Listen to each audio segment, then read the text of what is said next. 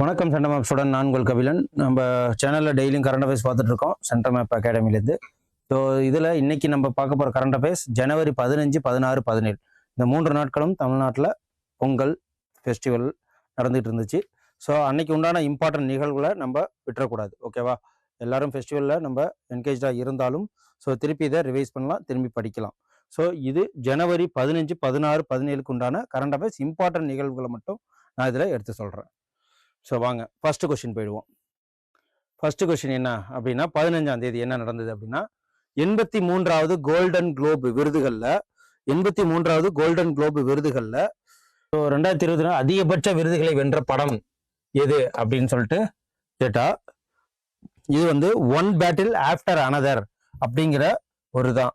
ஒன்றன் பின் ஒன்றாக போர் அப்படிங்கிறது கிடையாது. ஸோ இது ஒரு ப்ராப்பர் நவுன்ங்கிறதுனால ஒன் பேட்டில் ஆஃப்டர் அனதர் இதை படிக்கணும். ஸோ இந்த படம் தான் அதிக குளோபல் கோல்டன் குளோப் அவார்டை வாங்கினுச்சு.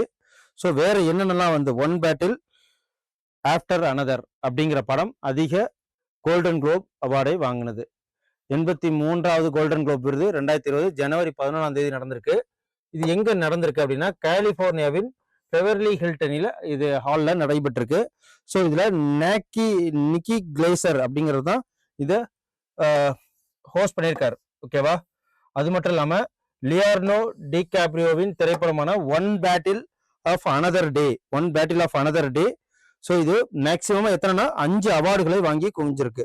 ஸோ பெஸ்ட் காமெடினா யாரை வந்து தேர்ந்தெடுக்காங்க அப்படின்னா, ஸோ பெஸ்ட் ஃபில்மு இதுதான், காமெடி இதுதான், best director, best screenplay, best supporting actress. So இது எல்லாத்தோட மதிப்புலையும் இது வந்திருக்கு. One battle of after another ஒரு சிறந்த படமாகவும் நகைச்சுவை படமாகவும் அட் த சேம் டைமு சிறந்த இயக்குனருக்காக தேர்ந்தெடுக்கப்பட்டிருக்கு. சிறந்த திரைக்கதை போன்ற அனைத்து விதமான இதுலையுமே. அதோட இதுல சிறந்த துணை நடிகர் டியானோ டெய்லர் அப்படிங்கிறவங்களும் இதுல இந்த விருதுகள்ல வென்றிருக்கிறாங்க. ஸோ ஆக மொத்தம் எத்தனை அப்படின்னு பார்த்தீங்கன்னா, கிட்டத்தட்ட 5 அவார்டுகளை இந்த படம் பெற்றிருக்கு. 5 அவார்ட்ஸ். அதுக்கப்புறம் ஹேம்லெட் கோல்டன் குளோப்ல சிறந்த திரைப்படம் நாடக விருதை வென்றது எது அப்படின்னு பார்த்தீங்கன்னா, இதுதான் க்ளூனஸ் ஜவோவின் ஹேம்லெட் அப்படிங்கிற இந்த படம் 2026 பெற்றிருக்கு. அதுக்கப்புறம் இந்த 9th ஹேன்லி பாஸ்போர்ட் குறியீட்டு 2026 படி எந்த நாட்டோட பாஸ்போர்ட் வந்து இடம்பெற்றிருக்கு அப்படின்னு பார்த்தீங்கன்னா, ஹென்லி பாஸ்போர்ட் படி. ஸோ ஹென்லி பாஸ்போர்ட் குறியீடு இண்டெக்ஸ் இது. ஸோ இதுல 2020 எந்த நாட்டோட பாஸ்போர்ட் உலகில் 5வது இடத்தை பிடித்திருக்கு மத்திய கிழக்குல அப்படின்னு பார்த்தீங்கன்னா, இது வந்து யுனைடெட் அரப் எமிரேட்ஸ், ஐக்கிய அரபு Emirates. So 5th globally become the strongest passport இந்த மிடில் ஈஸ்ட்ல எது பெற்றிருக்கு அப்படின்னு பார்த்தீங்கன்னா, யுனைடெட் அரப் எமிரேட்ஸ் தான். ஸோ ஹென்லி பாஸ்போர்ட் இண்டெக்ஸ்ல ஐக்கிய அரபு எமிரேட் பாஸ்போர்ட் உலக அளவில் 5வது இடத்தை பெற்றிருக்கு. ஸோ யுஏஇ பாஸ்போர்ட் உலக அளவில் 184 இடங்களுக்கு விசா மற்றும் விசா ஆன் அரைவல் அப்படிங்கிற ஒரு விஷயமும் கொடுத்துருக்காங்க. ஸோ 2006 ஸோ லார்ஜஸ்ட் 57 பிளேசஸை ஹென்லி பாஸ்போர்ட் இண்டெக்ஸ் மூலயமா 2006 வெளியிட்டிருக்காங்க. 57வது இடத்துல இருந்து 5வது இடத்துக்கு இது முன்னேறி வந்திருக்கு. ஸோ இதுதான் 2 தசாப்தங்களுக்கும் மேலாக எமிரேட்ஸ் குடிமக்கள் 149 கோடி இடங்களான பெற்றிருக்கு. ஓகே, மிகவும் சக்தி வாய்ந்த பாஸ்போர்ட்டை கொண்டுள்ளது யூகே, யூஎஸ்ஏ, கனடா மற்றும் ஆஸ்திரேலியா. ஃபர்ஸ்ட் யூகே, யூஎஸ்ஏ 2வது, 3வது கனடா மற்றும் ஆஸ்திரேலியா 4வது. ஓகே, ஸோ ஹென்லி பாஸ்போர்ட் குறியீட்டில் இந்திய பாஸ்போர்ட்டோட இடம் 80வது ரேங்க்ல இருக்கு. இதையும் நோட் பண்ணிக்கோங்க. அதுக்கப்புறம் ஸோ பத்ரகாளி இன்ஸ்கிரிப்ஷன் சொல்லுவாங்க. ரீசென்ட்லி சமீபத்தில் செய்திகள் காணப்பட்ட இந்த பத்ரகாளி கல்வெட்டு இன்ஸ்கிரிப்ஷன் எந்த கோவிலை பற்றிய தகவல்களை பதிவு செஞ்சிருக்கு அப்படின்னு சொல்லிட்டு பாத்தீங்கன்னா, இது வந்து சோம்நாத் கோயில் குஜராத்ல இருக்குல்ல, அதோட தான். ஸோ பத்ரகாளி இன்ஸ்கிரிப்ஷன் 12வது செஞ்சுரி சேர்ந்தது. ஓகே, இது 12வது செஞ்சுரியை சேர்ந்தது. ஸோ 1169 செதுக்கப்பட்டிருக்கு. ஓகே, 1255 தொடர்புடைய இருக்கு. ஸோ இது பிரபாஸ் பட்டன் பத்தன்கிற குஜராத்தில் ஒரு இடத்துல தான் இந்த பத்ரகாளி டெம்பிள்ல இந்த இன்ஸ்கிரிப்ஷன் இருக்கு.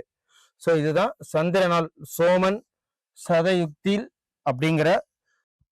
அடுத்து இந்த பணியானது இஸ்ரோவின் இப்போ ரீசெண்டாக பிஎஸ்எல்வி ஏகப்பட்ட விஷயத்துல என்ன பண்ணோம், சக்ஸஸ் பண்ணிட்டே இருக்கும். இப்போ ரீசெண்டாக 2 தடவை ஏவப்பட்டதுல 2மே தோல்வி அடைஞ்சிருக்கு.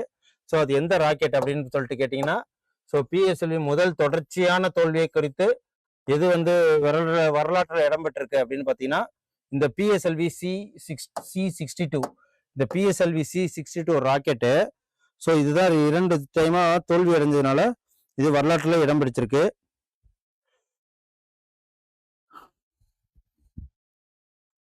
என்ன அப்படின்னா, ISRO PSLV 62 the first mission failed.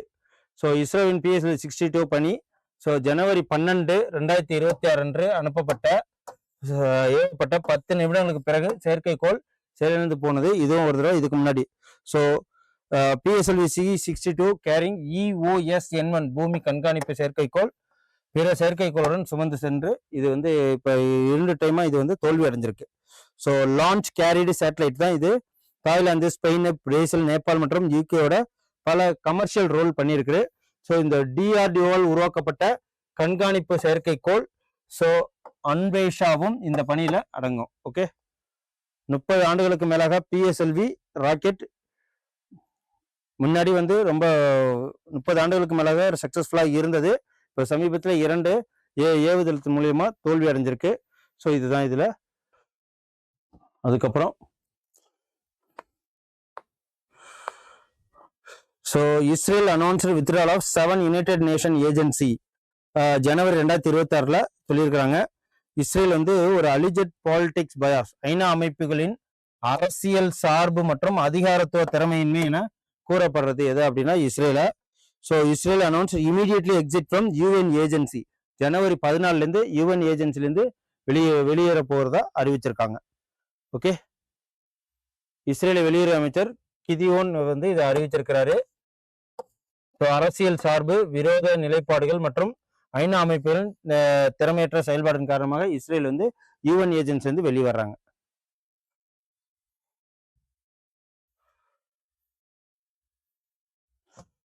அதுக்கப்புறம் அடுத்தது இந்த பாஷினி சம்யுதே அப்படிங்கிற ஒரு ஒர்க் ஷாப் இருக்கு.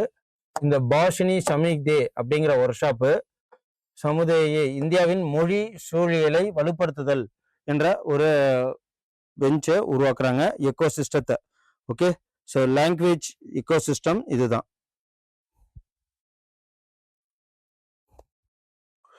ஸோ இது எதுக்கு கீழே வருது அப்படின்னு பார்த்தீங்கன்னா, இது ministry of electronics and information technology Bhashini Samudaye. So இந்தியாவோட மொழி சூழலை வலுப்படுத்துறது, எக்கோ சிஸ்டத்தை உருவாக்குறது தான். ஸோ இதில் மின்னணியல் மற்றும் தகவல் தொழில்நுட்பத்துக்கு கீழே இந்த ஸ்கீம்ஸ் வெளிவருது. இதில் என்ன பண்ணுவாங்க அப்படின்னு பார்த்தீங்கன்னா, இந்த ஒர்க் ஷாப்பு எங்கன்னா நியூ டெல்லியில் நடக்குது. இந்த ஒர்க் ஷாப்பு நியூ டெல்லியில் நடக்குது. So ministry of electronics and information technology அதாவது மெய்டிக்கு கீழே நடக்கிறதா இந்த இந்தியாவின் மொழி சுற்றுச்சூழல் அமைப்பை உருவாக்குறதுக்கு தான் மெயின். இது மெய்டிக்கு கீழே ஏற்பாடு செய்யப்பட்டிருக்கு. பன்மொழி நிர்வாகம் மற்றும் பொது சேவைகளுக்கான தேசிய தளமாக பார்க்கப்படுறதா இந்த பாஷினி விரிவுபடுத்துவதில் கவனம் செலுத்துறாங்க. ஓகே, ஸோ பொறுப்பான தரவு நடைமுறைகள் மற்றும் தரநிலைகளில் ஸோ மொழி ரீதியா இந்த போர்ட்டல் செயல்படுது. பாஷினி. அதுக்கப்புறம் இந்திய ராணுவ தினம் எந்த தேதியில கொண்டாடப்படுது அப்படின்னு பார்த்தீங்கன்னா, இது 15th ஜனவரி கொண்டாடப்படுது. இந்திய ராணுவ தினம் ஒவ்வொரு ஆண்டும் ஜனவரி 15 கொண்டாடப்படுது. அதோடு மட்டும் இல்லாம ஸோ ஜனவரி 15, 1941 ஃபீல்டு மார்ஷல் KM கரியப்பா இந்திய ராணுவத்தோட முதல் அதாவது ஃபர்ஸ்ட் இந்தியன் கமாண்டர் இன் சீஃபா இந்தியன் ஆர்மியில இருந்தவர், அவரோட பிறந்தநாளை தான் கொண்டாடுறாங்க. அதுக்கப்புறம் ஜனவரி 2026 அட்டாமிக் எனர்ஜி ரெகுலேட்டரி போர்டு சேர்மனா யாரை வந்து நியமனம் பண்ணியிருக்காங்க அப்படின்னு பார்த்தீங்கன்னா, இவர் பேர் வந்து AK பாலசுப்ரமணியன். இவரை அட்டாமிக் எனர்ஜி ரெகுலேட்டரி போர்டு சேர்மனா நியமனம் பண்ணியிருக்காங்க. ஸோ இது யார் வந்து இது பண்ணா appointment committee of cabinet chair by PM Narendra Modi மூலியமா இவங்களை நியமனம் பண்ணியிருக்காங்க.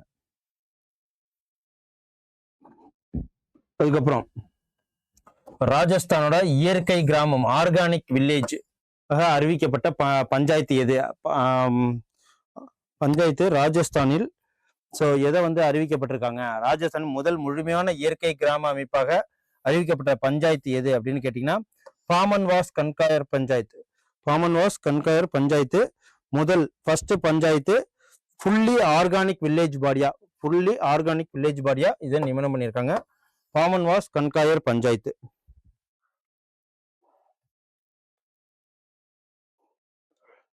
இது என்ன அப்படின்னா இதுல முழுமையான இயற்கை கிராம அமைப்பாகவும் 7 குக்கிராமங்கள் இப்போது 100% இயற்கை விவசாயத்தை கடைபிடிக்கிற விவசாய கடைபிடிக்கிற ஆர்கானிக் ஃபார்மிங் பண்றதுனால இதை சொல்லியிருக்கிறாங்க. இது ராஜஸ்தான்ல ஏரிட் ரீஜன், மழை வராத பகுதி, அதுவும் பாலைவன பகுதிங்கிறனால இயற்கை உரம், பயிர் சுழற்சி மற்றும் உயிர் பூச்சி கட்டுப்பாடு ஆகியவை கரிம நடைபொருள் அங்க நடக்குது. விவசாயிகள் ரசாயன உரங்கள் மற்றும் செயற்கை பூச்சிகள்ல பயன்படுத்தாம இருக்கிறதும் இதெல்லாம் கணக்கில் வருது. So environmental protection, farmer livelihood and soil ஹெல்த்தை அப்படியே காப்பாத்துறதுனால இதை கொடுத்துருக்காங்க. ராஜஸ்தான்ல வறண்ட நிலைகளிலும் கூட நிலையான விவசாயம் பெறத்துக்கு சாத்தியம் என்பதை நிலைநிறுத்தி காமிச்சிருக்காங்க. ஸோ பன்வாஸ் கன்கார் பஞ்சாயத்து.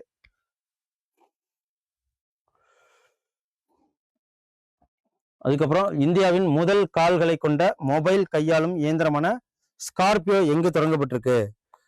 ஸோ இந்தியாவோட first legged mobile manipulator named Scorpio யாரால உருவாக்கப்பட்டிருக்கு அப்படின்னு பார்த்தீங்கன்னா இது வந்து ஐஐடி கான்பூர் அவங்களால இது உருவாக்கப்பட்டிருக்கு. So SCARP the country first legged mobile manipulator இதுதான் டெவலப்டு பை யாருன்னா ஐஐடி கான்பூர். ஸோ ஸ்கார்ப் நாட்டின் முதல் கால்களை கொண்ட மொபைல் கையாளுபவர் ஐஐடி கான்பூர்ல நிறுவப்பட்ட ஆழமான தொழில்நுட்ப தொடக்கம் தான் இது. ஸோ இது லெக்டு மொபைல் மேனிப்புலேட்டர்ஸ் மற்றும் ரொபாட்டிக் மூலயமா இது இயங்கப்படுது. ஓகேவா? இது அன்ஈவன் இடத்துல கூட, ஸோ கடினமான இடங்கள்ல கூட இது வந்து டிராவல் பண்ண முடியும். ஓகே. அதுக்கப்புறம் சர்வதேச விமான போக்குவரத்து சங்கத்தில் இணைந்த 5வது இந்திய விமான நிறுவனம் எது அப்படின்னா ஆகாஷா. ஓகேவா? ஆகாஷா ஏர் நிறுவனம்.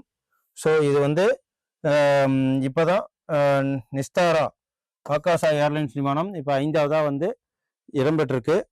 ஸோ இதுதான் 2020 ஆரம்பிக்கப்பட்ட ஒரு யங்கஸ்ட் ஏர்லைன் ஃபெசிலிட்டிஸ் இதுதான்.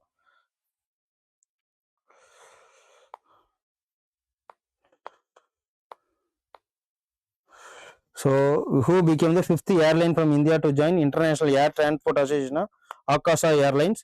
ஸோ இது வந்து ஆகாஷா ஏர் குவாலிஃபைட் அதாவது இன்டர்நேஷனல் ஏர் டிரான்ஸ்போர்ட் அசோசியேஷன் மூலயமா இது வந்து இணைக்கப்பட்டிருக்கு. ஸோ IOSA பாதுகாப்பு தணிக்கையிலும் தேர்ச்சி பெற்ற பிறகு ஆகாஷா IATA உறுப்பினர் தகுதி பெற்றிருக்கு. ஸோ IATA 360க்கும் மேற்பட்ட விமான நிறுவனங்களை பிரதிநிதித்துவப்படுத்துவது 80% மேலே இது இருக்கு. இது வந்து 2020 இது வந்து ஆரம்பிக்கப்பட்டிருக்கு. ஸோ அடுத்த வருஷம் நெக்ஸ்ட் இயர் 226 போயிங்கும் 737 இந்த மேக்ஸ் விமானங்களையும் ஸோ கமர்ஷியலுக்கு கொண்டு வர போறதா அறிவிச்சிருக்காங்க.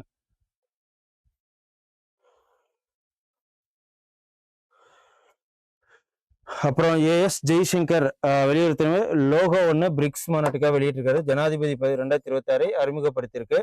Jaishankar launches BRICS 2020 logo. So இதுதான் பிரிக்ஸ் இந்தியாவில் லோகோவை வெளியிட்டிருக்கிறாங்க. So official logo for India BRICS presidency external affairs மினிஸ்டரால வெளியிட்டிருக்காங்க. 2026 பிரிக்ஸ் வந்து இந்தியா தான் தலைமைத்துவம் படுத்த போகுது. ஸோ அது மட்டும் இல்லாமல் ஜெய்சங்கர் தான் வெளியிட்டிருக்காரு. பிரிக்ஸ் இந்திய அதிகாரப்பூர்வ வலைதளத்தை அவர் தொடங்கி வைத்தார். அப்புறம் வந்து தலைமைத்துவம் இந்தியா 2026 இந்தியா தான் வந்து இதை தலைமை தங்கி இருக்க போது. 2026 20 இயர்ஸ் ஆரம்பிச்சிருக்கு இது வரைக்கும் பிரிக்ஸ் ஆரம்பிச்சு. அது மட்டும் இல்லாமல் பிரிக்ஸ் உருவாக்கப்பட்டு 20 ஆண்டுகளான நிலைமையில இந்த பிரிக்ஸ் என்பது அரசுகளுக்கிடையே ஒரு அமைப்பாகவும் இது 10 நாடுகளுக்கு கொண்டுள்ளது. ஓகே. பில்டிங் ஃபார் ரெசிலன்ஸ் இந்த வாட்டி சேர்ஷிப் என்ன தீம்னா building for resilience innovation cooperation and sustainability அப்படிங்கிற ஒரு கருபொருளோட இந்த வாட்டி சொல்றாங்க.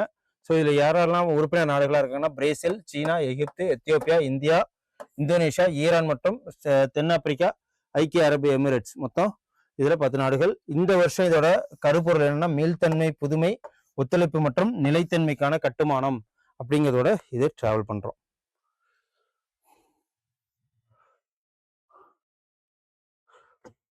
அதுக்கப்புறம் ஏற்றுமதி export index. So export preparedness index 2024 release படி எதை கொண்டு வராங்க, எந்த organisation, release by which organisation. So இது வந்து நித்தி ஆயோக் தான் வெளியிடுறாங்க. Export preparedness index 2026 NITI Aayog தான் இது வெளியிடுறாங்க, எக்ஸ்போர்ட் ப்ரிப்பேர்னஸ் இண்டெக்ஸை. ஸோ 2024 4வது பதிப்பு முதல் 2024 முதல் பதிப்பு 2020. ஸோ இந்திய மாநிலங்கள் மற்றும் யூனியன் பிரதேசங்கள் எல்லாரும் ஏற்றுமதி எந்த அளவுக்கு நடைபெறுது அப்படின்னு சொல்லிட்டு ஸோ இதுதான் பார்க்கணும். சார் அதுக்கப்புறம் பாதுகாப்பு படை வீரர் தினம் ஒவ்வொரு ஆண்டும் ஜனவரி 14ஆம் தேதி கொண்டாடப்படுது அப்படின்னு சொல்லிட்டு சொல்றோம். நேவி பாதுகாப்பு. ஸோ இது எந்த நாள் அப்படின்னு பார்த்தீங்கன்னா டிஃபென்ஸ் ஃபோர்ஸ் வெட்டரன்ஸ் டே எப்போ அப்சர்வ் பண்றோம் அப்படின்னா ஒவ்வொரு வருஷமும் ஜனவரி 14. இது அன்னைக்கு யாருன்னா டிஃபென்ஸ் ஃபோர்ஸஸ் வெட்டரன்ஸ் டே. ஸோ ஜெனரல் KM கரியப்பாவோட பிறந்த நாளாக கொண்டாடுறோம். ஸோ டிஃபென்ஸ் ஃபோர்ஸ் வெட்டரன்ஸ் டே ஜனவரி 14 யாரை ஹானர் பண்ணதுக்குன்னா KM கரியப்பாவை.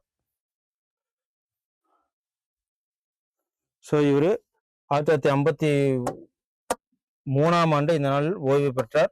அதே நாளில் 10வது பாதுகாப்பு படை வீரர்கள் தினத்தை முன்னிட்டு இதுல வந்து சாகர் சம்வாத் அப்படின்னு சொல்லுவாங்க. சம்மன் சாகர் சம்வாத் ஆகிய வருடாந்திர இதழ்களையும் வெளியிட்டிருக்காங்க. ஓகே, சம்மான், சாகர் சம்மான், அப்புறம் வாயு சம்மான் அப்படிங்கிற அந்த நாளிதழ்களையும் வெளியிட்டிருக்காங்க.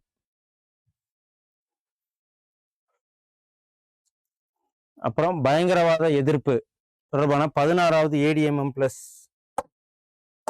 ஸோ EVGக்கு எந்த நாடுகள் இணைந்த தலைமை தாங்குது அப்படின்னு சொல்லிட்டு பார்த்தோம்னா இது வந்து இந்தியா அண்ட் மலேசியா. ஓகேவா, ADMM+. ஸோ 16வது ADM+ EVG கவுண்டர் டெரரிசத்துக்காக இந்தியா, மலேசியா மற்றும் இந்தியா மற்றும் மலேசியா வந்து இதுல என்ன பண்ணியிருக்காங்க, புரிந்துணர்வு ஒப்பந்தம் நடந்திருக்கு. ஸோ ADM+ இன்க்ளூட் 11 ஏசியன் மெம்பரும் 7 டைலாக் பார்ட்னர்ஸும் இதுல இன்க்ளூடிங் கலந்துருக்கிறாங்க. ஸோ பயங்கரவாத எதிர்ப்பு தரவுனா 16வது ADMM+ எங்க யாரோட புரிந்துணர்வு ஒப்பந்தம் நடந்திருக்கு அப்படின்னு பார்த்தீங்கன்னா ஜனவரி 14 புதுதில்லியில் தொடங்கியிருக்கு. இந்தியா மற்றும் மலேசியா இணைந்து இந்த கூட்டத்தை நடத்துறாங்க. ஓகே, இதுல எத்தனை பேர் கலந்துக்கிறாங்க அப்படின்னா 11 ஏசியன் உறுப்பினர்களையும் 7 பேர் கூட்டாளிகளும் கலந்துக்கிறாங்க. பயங்கரவாத எதிர்ப்பு தொடர்பான பலதரப்பு பேச்சுகள் இதுல நடைபெற்றிருக்கு. ஸோ இதுல ஏசியன் மெம்பர்ஸ் யாராருன்னா include Brunei, Cambodia, Indonesia, Laos, Malaysia, Myanmar, அப்புறம் பிலிப்பைன்ஸு. ஸோ 3 ஆண்டு பணித்திட்டத்தின் இதுல நடைபெறுது. ஸோ பயங்கரவாத எதிர்ப்பு தொடர்ந்த சிறந்த நடைமுறைகளையும் இதுல கையாளுவாங்க.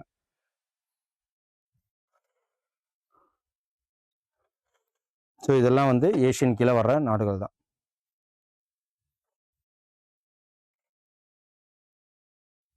அதுக்கப்புறம் இந்தியாவின் இஞ்சி தலைநகரமாக அறிவிக்கப்பட்ட மாநிலம் எது அப்படின்னு பார்த்தீங்கன்னா மிசோரம். ஓகேவா, ஜிஞ்சர் கேபிட்டல் ஆஃப் இந்தியாவா எதை அறிவிச்சிருக்காங்க, நித்தி ஆயோக்னால அறிவிக்கப்பட்டது, மிசோரத்தினால் அறிவிக்கப்பட்டிருக்கு.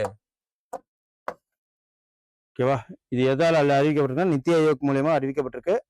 மிசோரம் இந்தியாவின் இஞ்சி தலைநகரமாக அறிவிக்கப்பட்டிருக்கு. மிசோரம் விரைவான வளர்ச்சி மற்றும் உயர்தர இஞ்சி உற்பத்தியை அடிப்படையாக கொண்டிருக்கு. தேசிய அங்கீகாரத்தையும் பெற்றதற்காக இந்த டைட்டில் கொடுத்துருக்காங்க நித்தி ஆயோக். ஸோ 3.38 கோடி கேஜி ஜிஞ்சர் வந்து 2025 அவங்க ப்ரொடியூஸ் பண்ணியிருக்காங்க. ஸோ ஐஸ்வால் சாய்ராங் தோட்டக்கலை மையத்திலையும் இது நடந்திருக்கு.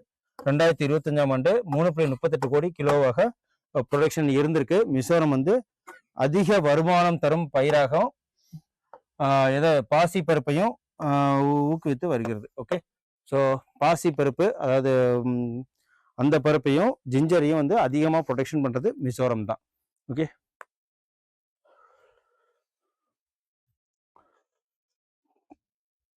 அதுக்கப்புறம் எகிப்து, லெபனான் மற்றும் ஜோர்டான் உள்ளிட்ட முஸ்லிம் சகோதரத்துவ அமைப்புகளை பயங்கரவாத குழுக்களாக அறிவித்த ஜோர்டான், லெபனான் மற்றும் முஸ்லிம் இஸ்ரேலோட சேர்ந்துக்கிட்டு இது யார் வந்துன்னா அமெரிக்கா நாடு. இது வந்து முஸ்லிம் பிரதர்ஹுட் நாட என்ன பண்ணியிருக்கிறாருன்னா அவர் வந்து ஒரு பயங்கரவாத நாடாக அறிவிச்சிருக்கிறாரு.